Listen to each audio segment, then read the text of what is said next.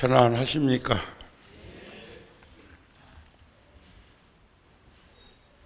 여름 더위가 안 갈 것 같더니 추분이 지나고 나니까 역시 아침 저녁으로는 선선한 찬바람 기운이 묻어 나온 걸 보니까 가을은 가을이다 싶은 생각이 듭니다. 그러시죠? 그런데 온난화 현상으로 극권, 북극이나 남극의 얼음은 폭포수처럼 흘러내리고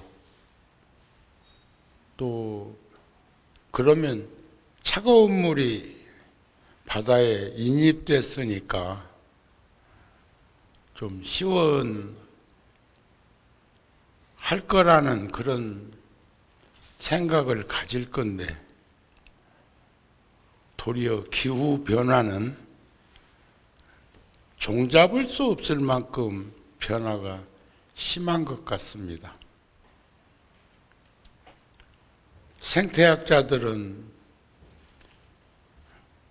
잘못하면 해수면의 온도가 급강하해서 빙하기 시대가 올 수도 있다는 말을 하지만 그동안에는 우리가 수십 년 동안 살아오면서 체감으로 느꼈던 추나추동이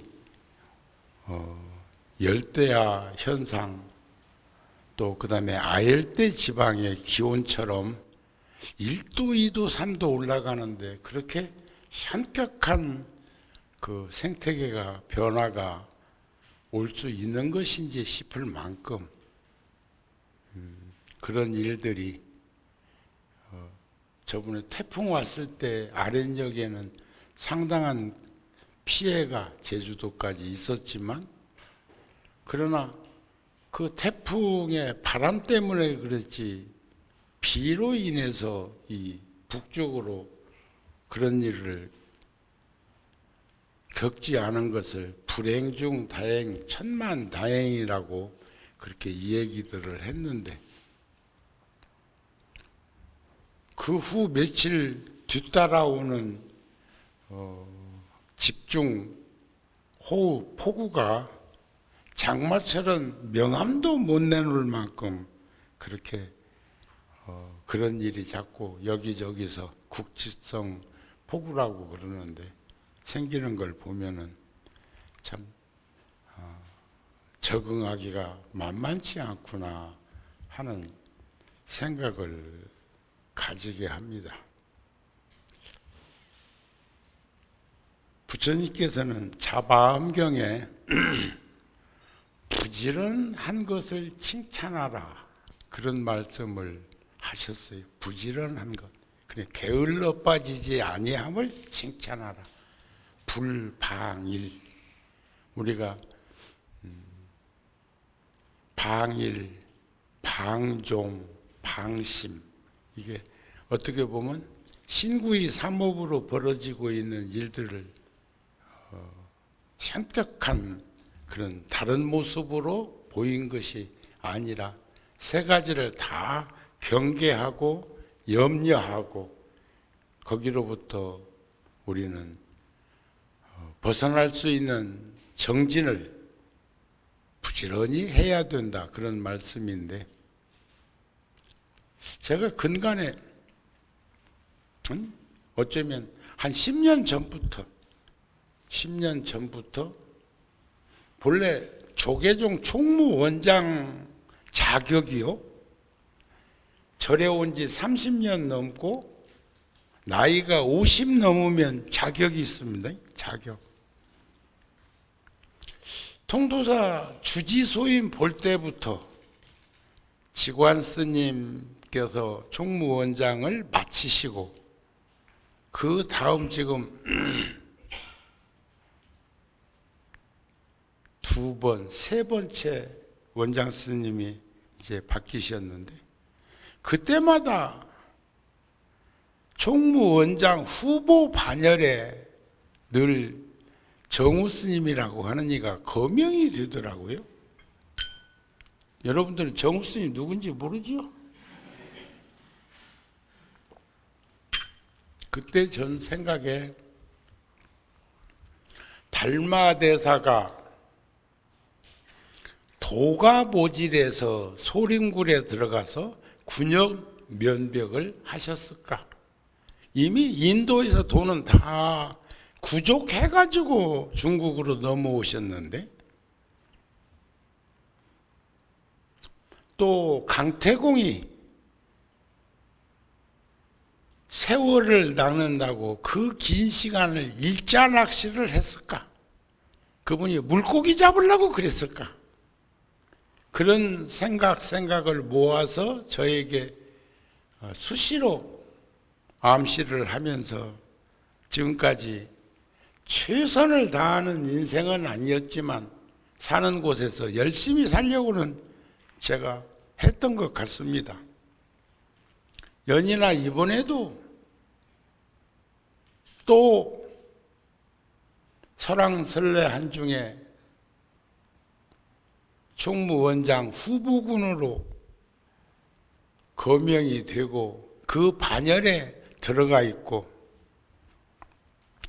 10년 전부터 그런 소리를 들을 때 저는 생각에, 그래, 대중 포교한다고 도시에 나와서 살고 있는 모습을 그나마 이렇게라도 지켜보고 봐줄 수 있고, 그리고 저 스님이 그런 소임을 맡으면 그동안 다른 소임 할 때 잘 사는 모습을 보면 잘 할 거야, 잘 하실 거야 하는 그런 생각들의 표현이라고 생각을 해왔고, 지금 이번에도 초심을 잃지 말고 그냥 여러분들하고 살 요량을 그냥 했어야 되는데, 유혹에 제가 떨어졌어요. 유혹에 빠졌어. 그래가지고 9월 28일 날 총무원장 선출이 있는데 제가 마음을 냈습니다.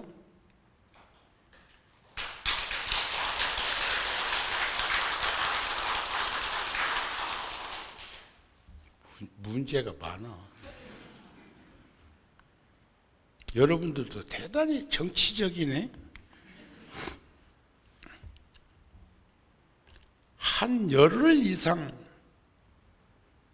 고뇌에 찬 시간들을 가졌고,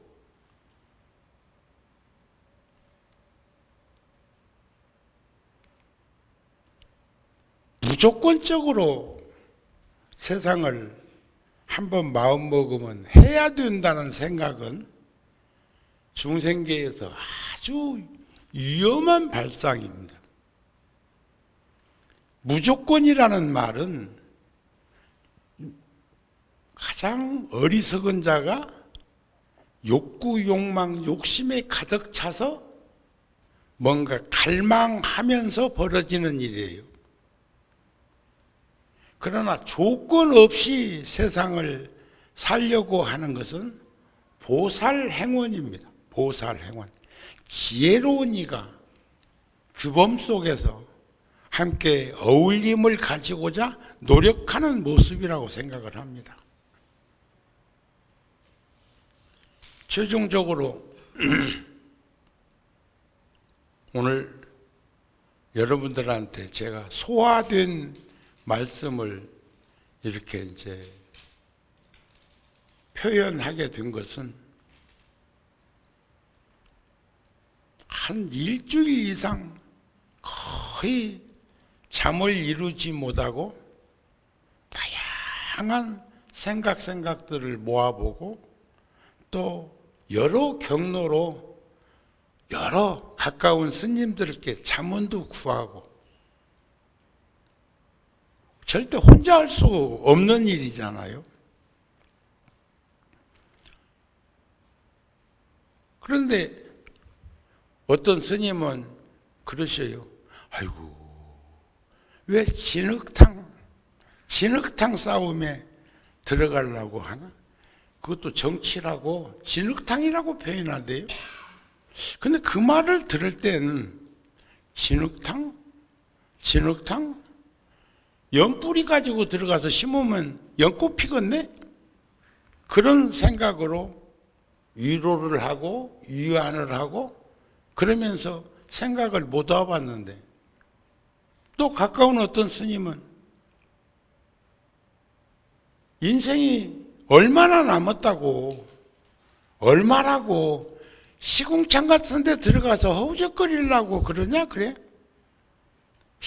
시궁창?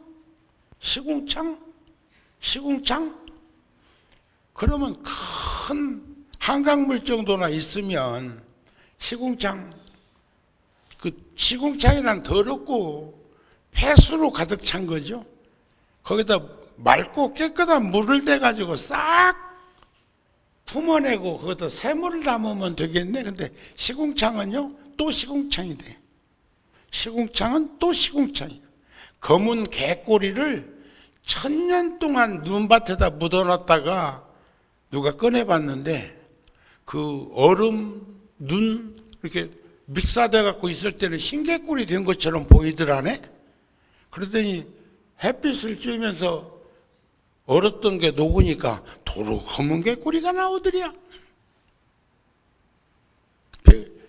본질적으로 달라지지 않는 한 변하지 않는다는 것을 우회적으로 표현한 말이 아닐까 싶은 생각이 드는데, 시궁창에는 빠지면 안 되죠.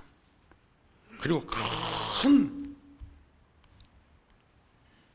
방법은 싹 퍼내고 거기다가 물을 다시 부어서 담수하는 거. 뭐 시와우가 그렇게 상당히 큰 호수인데도 어느 날 보면 썩고 어느 날 보면 썩어 있고 그런다는 말이 언론에도 내비치던데. 그래서 어제 밤새우고 새벽녘에 스스로 판단하기를 그 자리는 내가 갈 곳이 아니다 하는 생각으로 접었어요. 여기서 박수 쳐야지. 그걸 도리어 여러분들은 고맙고 감사하게 생각하고, 아이고 우리들하고 조금 더 있을란가 보다 그렇게 생각하는 것이 아니라는, 아까 유혹에 떨어졌다고 그러는데 아이고 고소했던가 봐.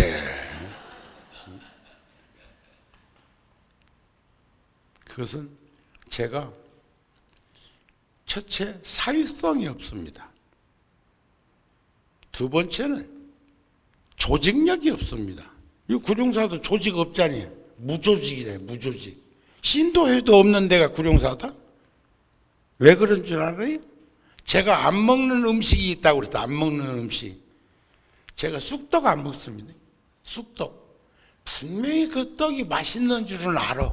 먹어보면 맛있어. 그런데 쑥떡을 보면 먹기도 전에 가난하고 힘든 어린 시절에 보리개떡, 보리방아 찌은 켜로 한 끈이를 넘기기 위해서 쑥 넣고 쑤어놓은 떡을 경험이 있는 식구들은 아무도 굶고 말지, 그는 뭐 보리개떡을 안 먹는다고 놓아뒀는데 5살인가 6살인가 먹은 어린 이 몸이 대소쿠리째 갖다 놓고 야금야금 식탐이 마른 어린아이가 그거 식구들 몇 사람 먹을 것 배불뛰기처럼 먹고 얹혀갖고 쭉 살았어.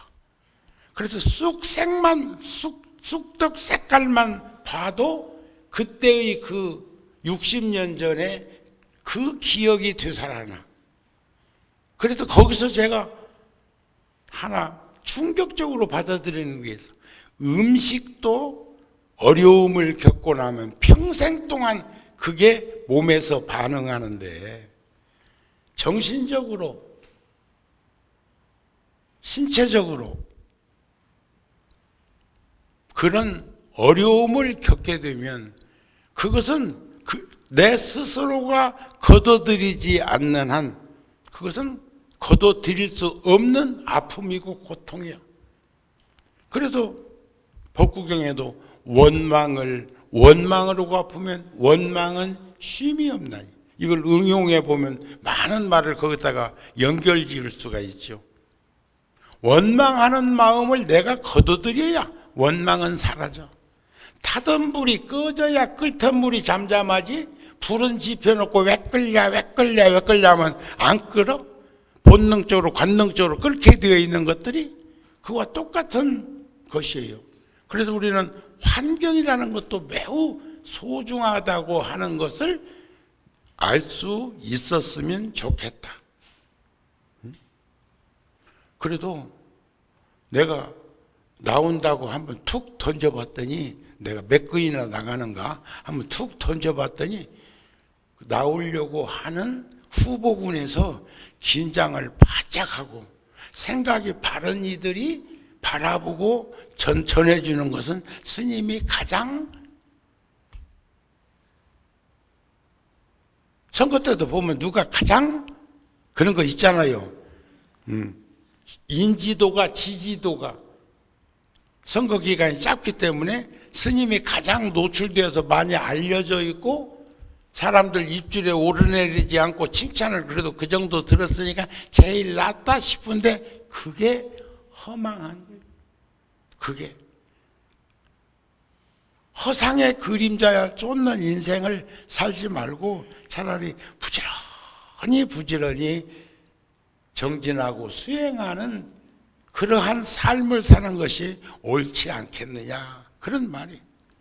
그래서 어제 저녁에 가까운 몇 명의 스님들한테 오늘 새벽에 새벽 3시에 문자로 보냈어. 왜? 내가 또 꿈 깨고 나서 꿈 잊어버릴까 봐서. 그것을 그분들한테 미안했다, 고맙다, 마음 써줘서. 그러나 나는 사유성도 없고, 또 하나는 큰 일을 목격하게 되면 나도 모르는 병이 자꾸 도져. 그게 대중 기피증이에요. 여러분들은 정우 스님이 안 그럴 것 같지? 종단에서 나답지 않게 열심히 살았는데 정치적인 틈새에서 1998년도부터 2007년도 통도사 주직하기 직전까지 제가 묶여 있었어. 안 묶여본 사람 모른다. 명진 스님이라고 하는 이가 지금 10년 묶여 있는데 막 그 방송 나와가지고도 화내었고 그러대. 근데 나는 화는 안 냈어. 화는 안 내고 극복했는데도 그때 나도 모르게 여러분들이 울타리로 저를 감싸 안아 주셨기 때문에, 어른 스님들이 저를 그늘막을 쳐 주었기 때문에 그나마 극복할 수가 있었어. 그나마. 제가 우리 9월달 붓다지에도 그런 글을 썼어요. 요즘은 인쇄되어서 안 나오고 여기 붓다 TV 들어가 가지고 붓다지 검색해 가지고 들어가면 거기 9월달에도 그런 말을 써놨어요. 그게 기피증이라는 건 결국 웬만큼 가까운 사람 아니면 차 한 잔 먹는 것도 싫어. 대화하는 것도 싫어. 모임에 가는 것도 싫어. 그런 거예요. 그건 근데 나뿐이 아니고 그냥 일반 사람들도 나이가 50, 60 이제 사회에서 퇴직하고 어찌고 저찌고 하다 보면 자기도 모르게 정체성에 붙들려 가지고 그런 일들이 있는 것을 극복하는 것은 생활불교 속에서 우리가 부처님의 제자로서 살아가면서 극복해야 되는데, 그걸 일명 불통이라고도 하더라 그 말이야. 대화되지 않는 거, 대화하기 싫은 거, 만나기 싫은 거. 그런 상황에서 제가 그런 일을 소화해낼 수 없을 거라고 하는, 그리고 허상의 꿈, 목리몽몽이 육육치요 가구공공이 무대천이라고, 꿈속에서 현실인 줄 알고 꿈을 꾸었는데, 꿈인 줄 모르고 꿈을 꾸는 시간이었는데 깨고 보니까 그 꿈속에 있던 건 허망하게도 아무것도 없더라. 우리는 힘과 용기와 지혜로운 삶을 살기 위해서는 아쉽고 미진하고 부족한 것들은 궤도수정해 나가야 되겠지만, 이러한 삶 속에서 우리가 찾아볼 수 있으면 좋지 않을까 싶어서 제가 부지런한 것을 칭찬하라는 주제로 한 말씀 드리고자 하는 것이죠.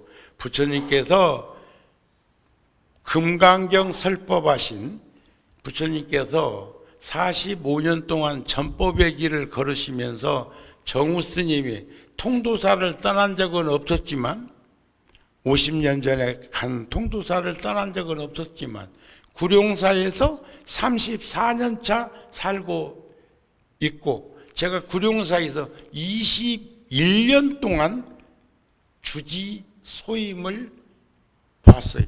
통도사 주지로 소임을 보러 내려갔다가 올라온 지가 벌써 10년이 지금 2007년도, 2006년도에 통도사 선언회 갔다가 2007년도부터 통도사 주지를 11년도까지 하고 올라온 지 벌써 구룡사 소임을 내놓은 지가 12년. 그리고 지금의 현재 이런 모습들을 보고 있는데, 부처님도 21년간이나 사셨던 곳이 금강경 설법지 기원정사에 계실 때, 가비라국은, 부처님이 태어난 가비라국은 코살라국의 인접국가 코살라국의 합병되었고, 그때 부처님이 코살라국에서 인접국가에서 가비라국을 침공해 올 때 나뭇잎알이 하나 붙어있지 않는 과목, 죽은 나무 밑에 가서 부처님이 군인들이 지나가는 그 길가에 죽은 나무 밑에 서 있으니까 같은 또래의 왕이 부처님의 그 모습을 보고 여쭤봤단 말이에요. 안 여쭤봤겠어요. 그리고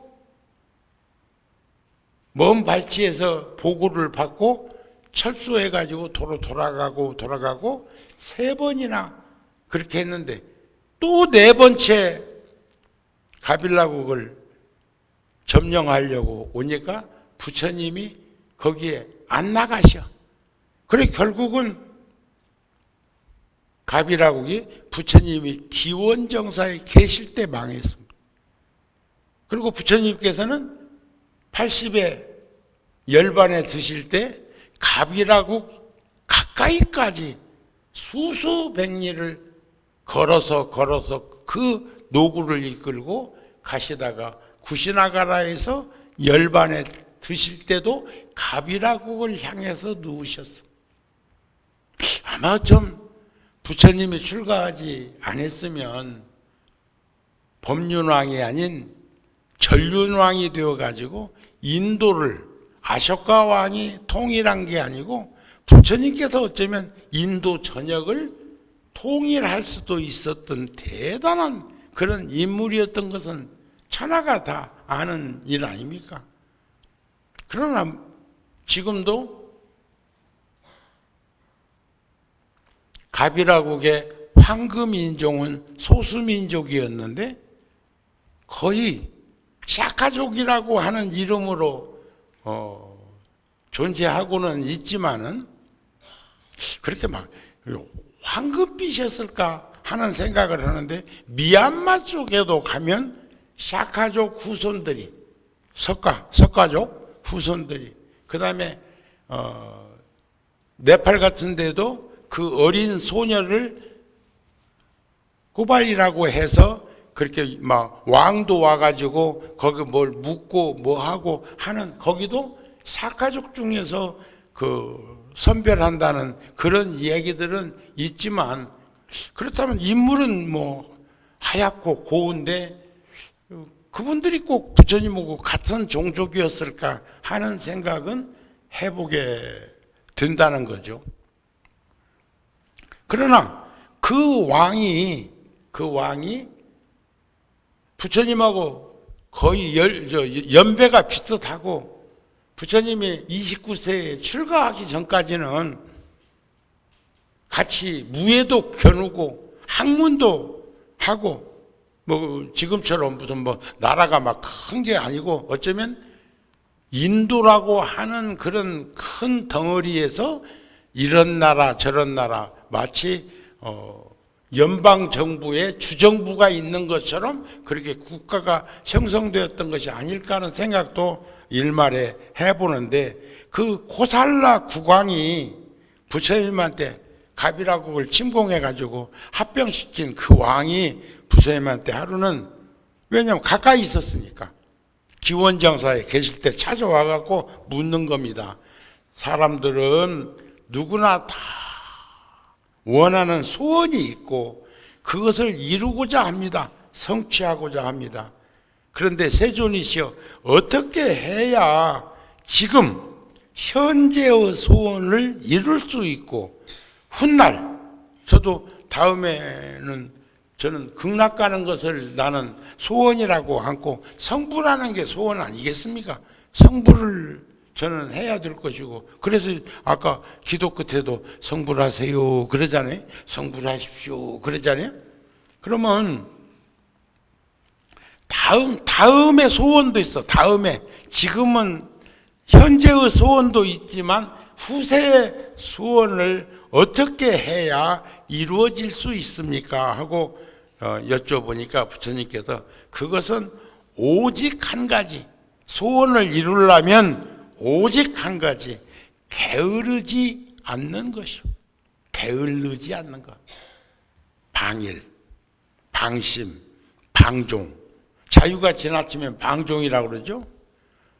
방심이라는 것은 뭐예요?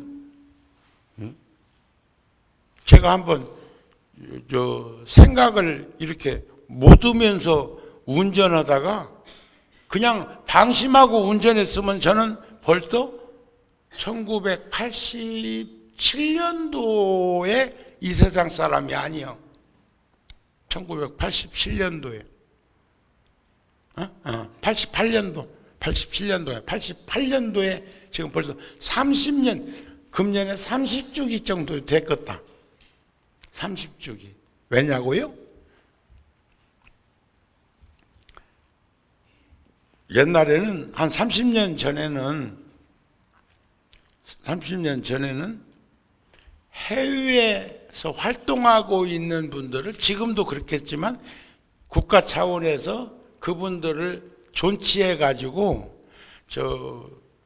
호텔도 주고 산업시찰도 시켜주고 뭐 이런 거 등등도 있는데, 그 해에 해외에서 활동하고 있는 스님들을 국가별로 초청을 해가지고, 한국에 이제 국가에서 문체부에서 그랬는지 해가지고 며칠간 서울에 계셨어. 숙소는 저기 장충동의 타워 호텔에 거기에 이제 머무르는데, 스님들이 하루는 자유 시간이 있었던지 여기 구룡사 막 지으면서 저 밑에 가건물 합판으로 해놓고 있을 때, 88년도에 몇 분이 저 격려하신다고 오셨어.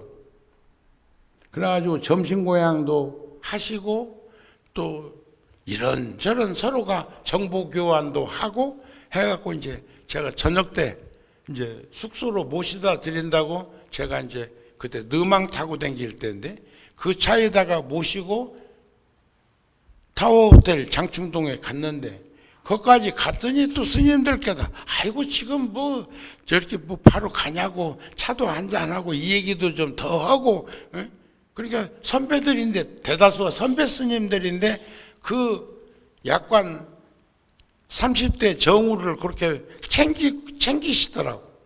그러니까 뭐 슬그머니 앉아서 밤 12시가 다 되도록 스님들하고 이런 얘기 저런 얘기 하다 이제 가야 되겠다는 생각이 들어서 가겠습니다 하고 나왔는데, 그날 하루 종일 어쩌면 몇 시간 동안 서로 교환한 얘기들이 있잖아요. 그 생각을 떠올리면서 한남 그 고가도로를 넘어서 그 이제 차도 별로 없으니까 탄력을 받아갖고 한남 대교를 건너는데, 그때는 가변 차선이 있을 때요. 지금은 가는 건 가는 거고 오는 건 오는 거였지만 그때만 해도 가변 차선, 다리가 그렇게 크게 넓혔던 것도 아니고. 그런데 갑자기 앞유리가 탁 깨지는 거예요. 뭐가 하나 떨어져 가지고. 그러니까 순간적으로 15톤 덤프트럭이 하나 지나갔는데, 15톤 덤프트럭에서 무슨 돌멩이가 떨어져서 그랬나. 그러면 저쪽에서는 덤프트럭이 오고 나는 이제 고속도로 타려고 가다가 그랬는데 거기서 차 돌려갖고 덤프트럭 잡으러 갈까? 그러니까 왜 해필이면 앞유리가 그렇게 깨졌냐? 그리고 왜 해필이면 내 차에 그 유리가 깨질 만큼 떨어졌냐? 그러니까 지금 스님들하고 대화했던 것을 살피고 오다가 뭔 일이 있었으면 그때 피할 수 없었어. 또 과속도 좋은 때가 있더라고. 과속도. 그런데 강남에서 가변 차선을 추월해 가지고 버스가 시내로 들어가는 놈이 탄력받아 갖고 내가 가고 있는 가변 차선 1차선으로 그 사람은 강남에서 내 차선에 들어와 있는 거예요. 그러니까 조금 전에 앞유리가 탁 하고 깨지는 머리에 제가 방심할 수 있었던 여지에서 나를 떨치고 지금 백미러도 보고 두리번거리고 생각을 모으고 하는 사이에 상대방 쪽에서 가변 차선을 뛰어넘어 갖고 스님이 가고 있는 1차선으로 강남 쪽에서 버스가 시속 100km는 더 놓은 것 같아요. 그러니까 나도 고가도로에서 탁 탄력받고 차도 없고 하니까 속도를 나도 아마 8, 90, 100은 아마 놓고 갔지 싶은데, 그러니까 저쪽에서 가변 차선에서 내 차선으로 들어오는 버스를 속도가 늦었으면 못 피했어. 순식간으로 그 옆 차선으로 피해가지고 죽지는 않았단 말이에요. 그러니까 아까 앞 유리 깨진 것이 천만 다행이잖아요. 불행 중 다행이잖아요. 나를 살렸단 말이지. 그런데 아침에 일어나서, 그러니까 유리 깨진 것이 도리어 고마워가지고 저녁에 가건물 법당에 살 때 그냥 자고 아침에 일어나서 유리를 보니까 깨진 게 아니요. 물새 한 마리가 앞유리를 탁 치고 맥미라에 있는 거기에 조그마한 새가 거기에 끼어 있고 피가 터져서 유리가 깨진 것처럼 보인 거예요. 그래서 내가 그때 법문하면서 그 얘기를 했더니 스포츠 서울에서 대서특필했다. 스님 살린 새. 그때 신문도 크게 났어. 그때 이제 이렇게 청법 대중 가운데 스포츠 서울에 기자가 있었던 것 같아. 그 후로 저하고 한 30년 이렇게 서로 교류를 하면서 나한테도 한 번씩 오시고 그때 그 얘기를 하면서 웃곤 그렇게 했는데 그 묘하잖아요. 그죠? 유리가 돌멩이가 맞아서 깨졌다고 생각했던 순간에는 화가 팍 났는데 저쪽 그때 정신을 번쩍 차리고 보는 순간 강남 쪽에서 강북 쪽으로 오는 가변 차선을 뛰어넘어서 오던 그 버스, 버스를 피할 수 있는 건 그때 그 상황이 있었기 때문에 피할 수 있었단 말이에요.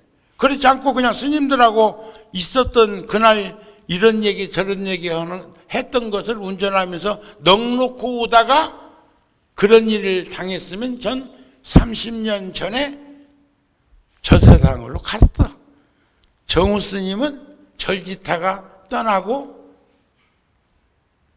지금도 그 공로로 절에서 구룡사에서, 통도사에서는 아닐 거고 구룡사에서 연년이 기제사를 지내주고 있는지는 모르겠다.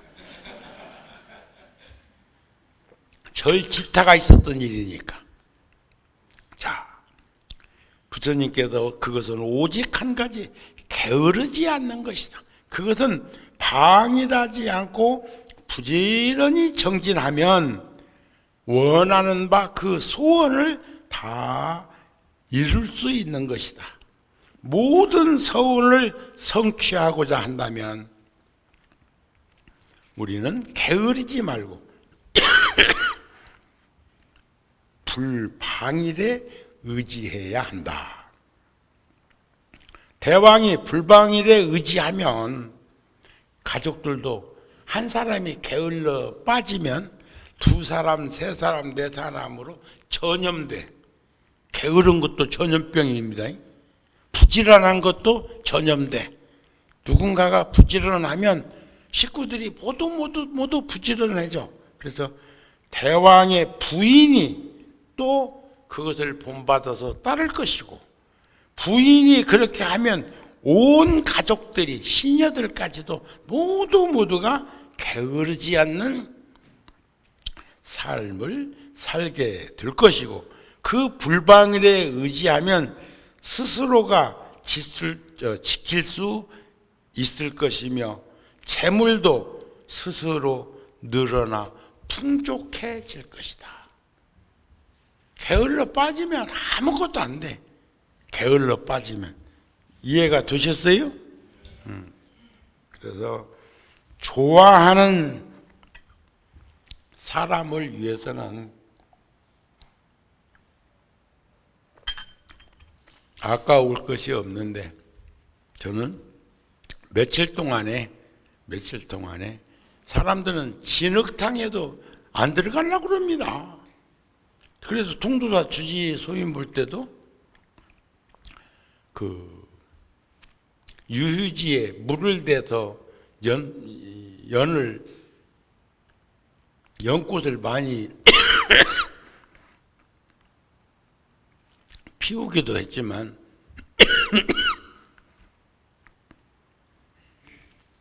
함지박을 3,300개에다가 조계사나 봉은사 같은 데는 심지어 광화문 사간동에 법련사도 그 앞에 주차장도 좁은 절에서 그 앞에다가 함지박 갖다 놓고 연을 심어 놓으니까 이쁘기는 이쁘대, 아름답기는 아름답더라고요. 우리도 좀 그렇게 하면 좋을 것 같아.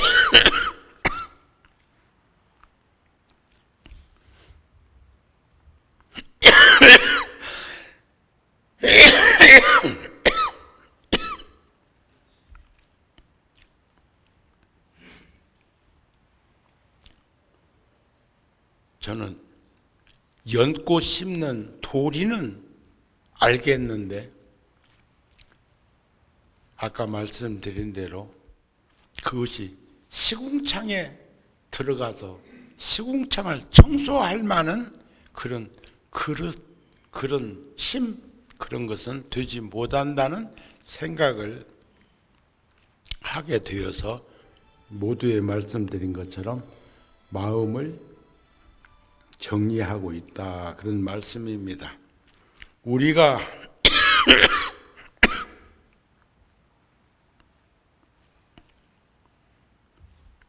하고 싶은 일은 타고난 것도 있지만 그 일을 즐거워하고 즐기는 이한테는 힘들 것이 없어요. 제가 저 스스로에게도 또 후학들한테도 여러 대중들한테도 육체적으로는 힘들면 고단하다고는 하죠. 고단하다고는 하는데 정신적으로 힘들면 피폐해져서 그건 고달픈 거라고 그래요. 부처님께서도 고달픈 인생은 살지 말라. 긁어 부스럼 만드는 짓을 하지 말라 소리요. 긁어 멀쩡한 산 괜히 긁어가지고 부스럼 만드는 일도 있잖아요. 문제를 문제 삼으면 문제 아닌 문제 없습니다. 그러나 그 문제도 문제라고 지적되는 순간 다 풀어낼 수 있는 해답이 있어. 정답이 있다는 거예요. 하나 더하기 하나만 둘이 아니라 둘을 만드는 공식은 수천 수만 가지가 있는 것은 지혜로운 자의 변별력이 있으면 판단력이 있으면 다 과욕 부리지 말고 게을러 빠지지 말고 고달픈 인생을 살지 않도록 했으면 좋겠다. 불보살님이나 우리 부모님들은 자식들에게 중생들에게 따로 무엇을 요구한 일이 없습니다. 요구한 적이 없습니다. 어쩌면 지혜가 좀 부족한 부모는 무조건적으로 자식들을 과잉 보호해가지고 문제가 생길 수는 있지만 지혜로운 부모들은 절대로 과잉 보호하지 않은 것은 우리가 더 잘 알지 않을까 싶은 마음이 듭니다. 우리는 상락 아정, 늘 항상 된 나, 늘 즐거운 나, 늘 참나, 늘 깨끗한 나를 참고할 수 있는,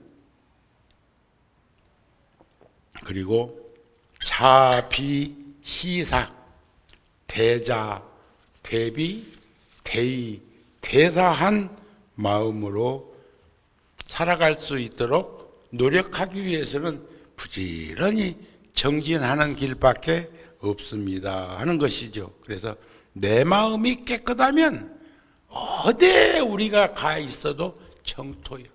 어떤 사람은 진흙탕을 싸움에다가 아수라장 싸움에다가 비교하니까 이제 사실은 진흙탕 아니면 연꽃 피울 수 없습니다. 그런데 어떤 사람은 진흙탕을 시궁창인 줄 알아. 시궁창에는 절대로 생명력이 존재할 수가 없습니다. 연꽃 피워지지 않아. 아시죠? 옛날에 양재천이나 안양천이나 중랑천 오염됐을 적에는 물고기 한 마리 살지 못했어. 근데 불 속에도 생명력이 있다고 하더라고. 불 속에. 불에서 사는 놈도 있대요. 그러니까 그런 오염된 탄천이나 안양천이나 중랑천이나 양재천 같은 데도 또 옛날에는 또 이 식물은 거기를 또 의탁해 갖고 사는 놈도 있었는데 요즘 근간에는 얼마나 지자체에서 마음들을 쓰는지 물고기도 많고 물도 굉장히 맑아졌고 더더욱이나 이번에 비 온 다음에 흐르는 물은 청계산에서 양재천으로 흐르는 물은 굉장히 깨끗한 것이 아닐까 싶습니다. 그러나 생각으로 시비하고 분별하는 세상은 예토요. 우리들이 살고 있는 거요. 그래서 까마귀 검다 말고 해오라기 시다 말라. 검은들 모자라고 시다고 남을 쏘냐. 할 일 없는 사람들이 옳다글다 하더라. 까마귀는 까마귀대로 자기 모습이 있고 해오라기는 해오라기대로 자기 모습이 있는 것인데 그것을 그대로 흑백 논리로 얘기하면 흰색은 좋은 색이고 검은색은 나쁜 색이라고 그렇게 규정짓는 개념과 무엇이 다를까 싶은 생각이 듭니다. 그래서 내 마음이 깨끗하면 정토요. 과욕 부리지 말고 아셨죠? 옛날 살아온 거 돌이켜보면 우리는 저는 저 자신한테도 그렇게 얘기를 합니다.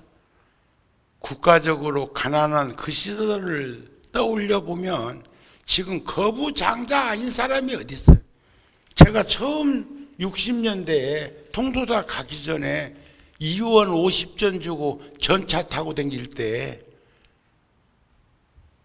65분 버스 타고 뚝섬에 올 때 거룻배가 5원이었다? 5원. 그때는 촌 사람들은 그것도 모르지. 봉은사 가려면 뚝섬에 서울역에서 65번 타고 와가지고 그래도 승복 입었다고 또 깎아주대. 일반 사람은 10원이었어. 그때 봉은사에 내가 꼭 한번 가보고 싶어서 갔었는데 그때가 택시비가 60원이었어. 기본 요금이. 그 다음에 10원씩 올라갔어. 라면이 20원 했다. 또 용산역에서 통도사 가려고 완행열차 탈 때 물금역까지 190원 줬다. 그게 50년도 넘은 이야기요 지금. 그때 집 한 채가 100만 원이면 서울 근교에 샀다. 국민주택. 그래서 지금도 정우 스님은 100만 원이 저에게는 가장 크고 따뜻하고 편안한 돈이야. 그래서 꼭 정우 스님이 누군가에게 인사를 해야 되고, 특히 이제 어른 스님들께, 지금 제가 내일은 부산에 계신 종정예하 종정 스님을 뵈러 간다고 연락해 놨는데, 소임 보고는 나와가지고 아직 인사를 못 드려서 이첨저첨해서 내가 오늘 통도사 갔다가 이제 가려고 시간을 몇 시가 좋겠는가 시자 스님한테 물어놨는데, 그러면 제가 큰 스님께 공양금을 드린다면 지금도 100만 원 넘으면 그때부터는 돈이 아니에요. 돈 숫자지. 제가 봉투에 담아서 누구에겐가 줄 때는 그 돈이 가장 값지고 소중한 금액의 돈이에요.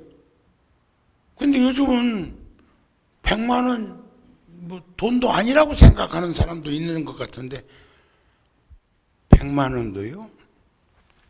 만일에 1년 내내 두고 매일 100만 원을 벌든지 쓴다면 그 돈이 1년이면 3억 6천이요.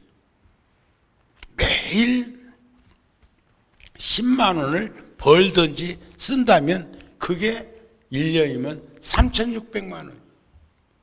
만 원도 매일 쓰든지 모으든지, 근검 전략에서 모으든지 아니면 그냥 소비성이 많아서 쓰든지, 매일 만 원도 쓰면 360만 원이야. 그거 아는가 몰라. 아는가 몰라. 불전함에 절에 매일 와서